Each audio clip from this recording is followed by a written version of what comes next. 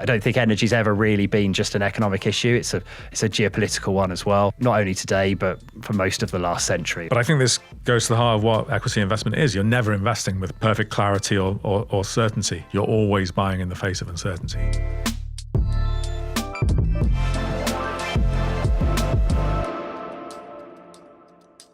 Hello, and welcome to Connected Investor from the Brunner Investment Trust. I'm Julian Bishop. And I'm James Ashworth. Now, one of the biggest themes in markets over the past few years has been the energy transition, how we move away from fossil fuels towards something cleaner. But at the same time, we've had energy shocks, geopolitical tensions, and a reminder that the world still runs, quite literally, on oil and gas. So in this episode of Connected Investor, we want to unpack that tension a little. We want to consider not just what the future might look like, but what the reality looks like today and what that might mean for investors. So, James, let's start with the obvious contradiction. So on the one hand, there's a huge push towards decarbonisation. Absolutely. And on the other hand, demand for oil still seems to be going up. So how do we reconcile those two things? Yeah, that's a great question, Julian. So, I think the important thing to remember here is that the global population is still rising and global affluence levels are rising as well, which drives increased energy needs. Increasing number of people wanting to heat houses, to travel, to drive, to consume goods, which often require energy to manufacture.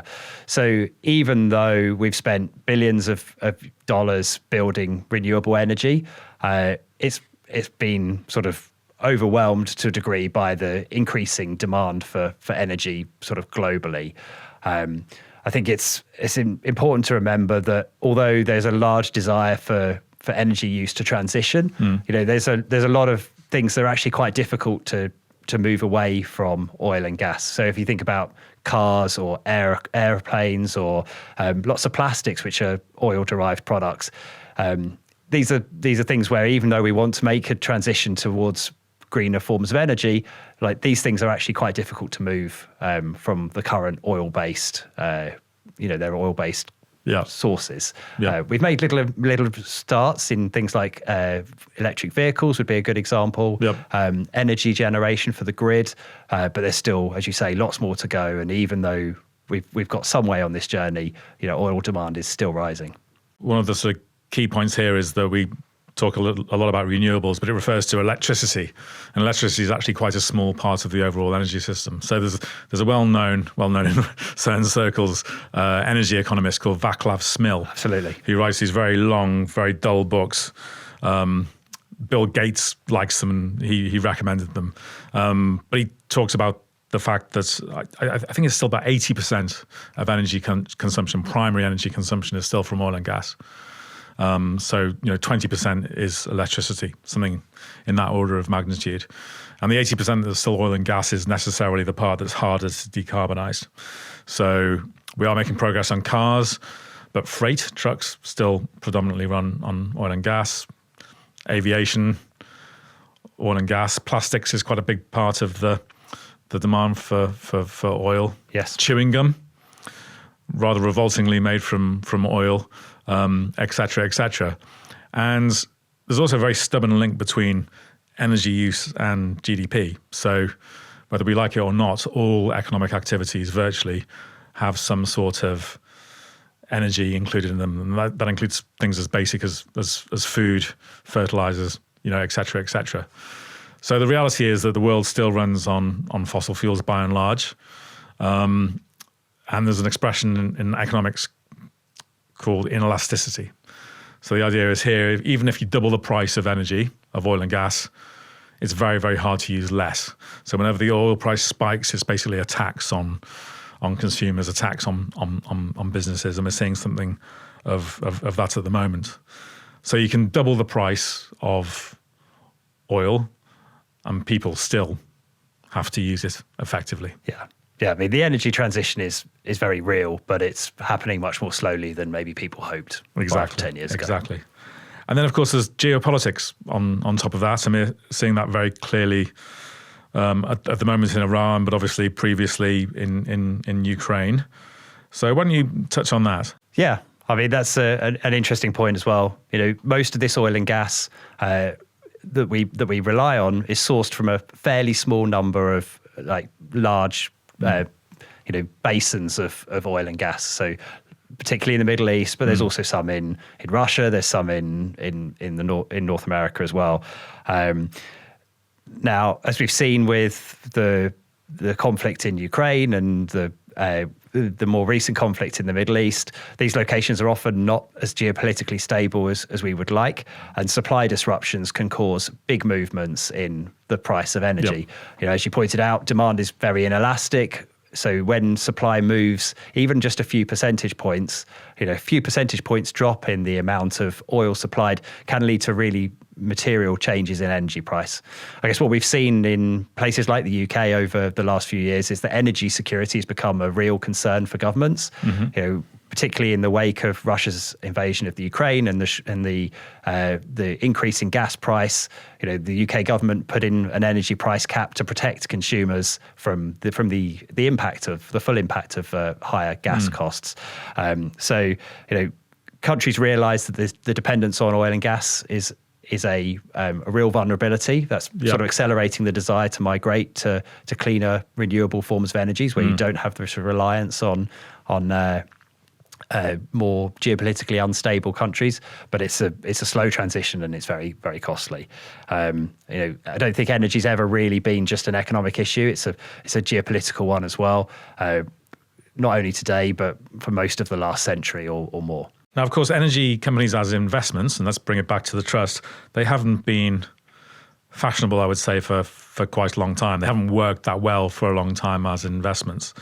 But there are some reasons why we think they have been worthwhile having in the portfolio. I mean, the first is that, particularly in Europe, the ESG agenda alone forbade people from owning them, therefore maybe suppressing valuations. But the underlying businesses, they can generate very significant free cash flow, particularly when energy prices are elevated, as we're seeing at the moment. And some of them have pretty long-lived physical assets. And I think for many years, assets like that have been somewhat out of favor. People have preferred sort of asset-light businesses, which have certain advantages, but there is something nice about having physical assets that you can wrap your arms around in a sense. And there's no AI disruption risk to energy. I mean, I can't run my car on AI. It's got to run on oil. Exactly. You can't make your plastic lunchbox out of AI either. There is still a physical world in which we live, and energy is obviously at the core of that. So why don't you talk about one of the stocks that we added quite presciently a couple of months ago, before all this situation in the Middle East developed, ConocoPhillips. Why don't you talk a little bit about the rationale for that addition to the portfolio? Yeah, as you say, so this was a very recent addition to the Brunner Investment Trust. It turned out to be very timely. We bought it before the conflict in Iran began. Our thesis was not based on a view that higher oil price was likely or certain. We did think that it was unlikely that the oil price would fall materially. If we look at the amount of oil that's produced at various points of cost, so there's it's called an industry cost curve. How much oil can you produce at what cost per barrel? We thought that you're probably close to the point where there wasn't much downside to the oil price. If the oil price fell further, lots of suppliers would probably leave the market, and that would sort of protect prices. But we saw that there was at least the opportunity or the potential that something might go wrong in the world. The world is not a perfectly stable place. It's not all peaches and cream. It's not all peaches and cream or Magnum ice cream. Things clearly do go wrong occasionally, as we've now unfortunately seen in Iran. So we felt it was a bit of an asymmetric bet, if you like, on potentially higher oil prices. But more importantly for us, as you mentioned, we focus on the cash generation that a business can generate. And as we looked at kind of ConocoPhillips, looking out to the end of this decade, we saw that there'd probably be a very large expansion in the amount of cash that this business would be generating. ConocoPhillips has spent the last few years building a huge new oil facility in Alaska, has absorbed a huge amount of their free cash flow, but this is now coming to completion, and over the next few years, it will start producing oil, Yeah. increasing the amount of cash flow that ConocoPhillips will be producing. So we were when we invested, we thought we would be getting a very attractive cash yield Yeah. by the end of the decade, even if oil prices didn't increase. Yeah. And so if oil prices stay at their current elevated levels, the cash yield we would be getting on our purchase price would be very attractive. Yeah. It was a fairly simple thesis. It wasn't based on a view of the oil price. It was based on the fundamental cash generation, cash generative ability of ConocoPhillips as we estimated it over the rest of the decade. So yeah, in that instance, we made the investment at a time when the oil price was quite low. Then the oil price rocketed because of what's happened in Iran. From an investment perspective, but obviously not from the perspective of the world, that means it's been a good thing for our investment. Yeah. But obviously, when you talk like that, it can sound very much like you've lost your moral compass. But that's the reality of investing. From an investment standpoint, it doesn't obviously always work out like that. We were confident at the time that it would have been a good investment, irrespective of what happened to the energy price. But inevitably, when you get these sorts of conflicts like you have in Iran at the moment, energy prices go up and energy equities follow. There's always risk in the world. Whenever you invest, you're investing in the face of uncertainty. You have upside risks, downside risks. I guess in this instance, the investment risk was to the upside. But it's a reminder that oil and gas energy assets are often located in parts of the world where there is conflict, where there is a lack of stability. So we're always investing in the face of uncertainty. Geopolitics is one source of that. Obviously, for the energy sector, it's more pronounced than it is for many others. But I think this goes to the heart of what equity investment is. You're never investing with perfect clarity or certainty. Yeah. The world simply isn't like that. You're always buying in the face of uncertainty. Yes, absolutely. And that uncertainty could also extend to the risk of you not being able to keep the assets. In the case of ConocoPhillips, most of its assets are in North America, Yep. where the rule of law is very strong. Yep. Shareholder protections are good. Property rights are Yep. well proven. If you look at many other oil and gas companies, they have assets in geographies which are much less stable, either politically or economically. Yep. If you look at companies that we own, such as Shell or Total Energy, they have assets in countries like Nigeria, in Qatar, in Angola, where property rights are just less proven, shareholder protections are less mature. And so one of the things we liked about ConocoPhillips was that the assets were located in a fairly low risk geography. Yeah, and you can see from the valuation that you pay a bit of a premium for that. So it's interesting. And generally, the US majors trade at a premium to the European majors, for example. And the European majors, you mentioned Shell and Total there, are listed in the UK and France respectively, but their assets are largely in places like Angola, Iraq. I mean, they have some in the States, some in Australia, but they're also in Brazil, etc. They're all over the world. So they do involve necessarily taking on some of this geopolitical risk that we have talked about. From our perspective, where an asset is just as important as what the asset is.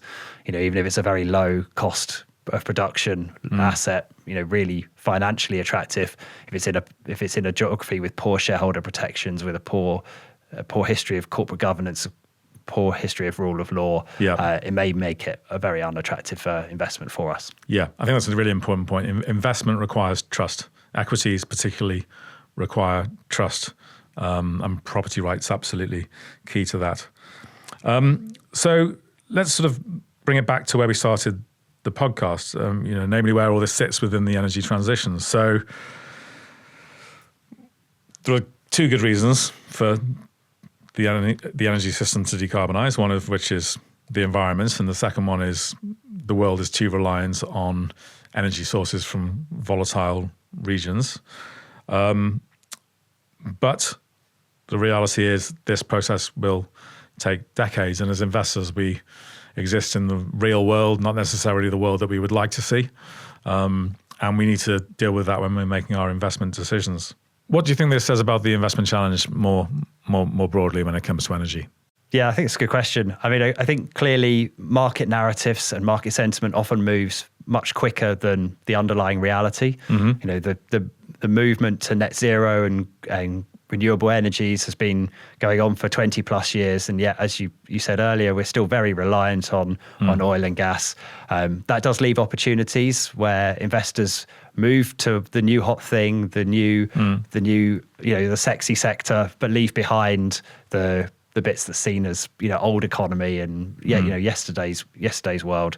Oil and gas is a great example where maybe investors moved on to green energy more quickly than the world actually, did.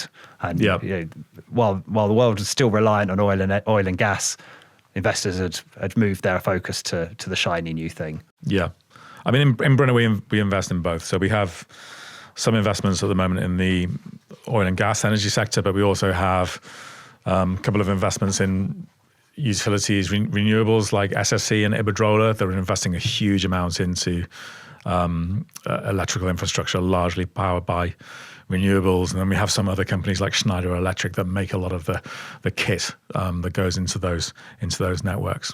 Yeah, so you can want a different world, but you still have to invest in the one that we see today. I couldn't agree more. I think sort of salutary lessons here about the pace of the energy transitions are probably happening more slowly than most people would like to see. Probably a reminder as well that there can be value in unpopular, unloved sectors from time to time. So thank you. Let's wrap it up there. And thank you for watching and listening to Connected Investor. If you enjoyed this episode, do follow or subscribe, and we'll see you next time. Thanks again.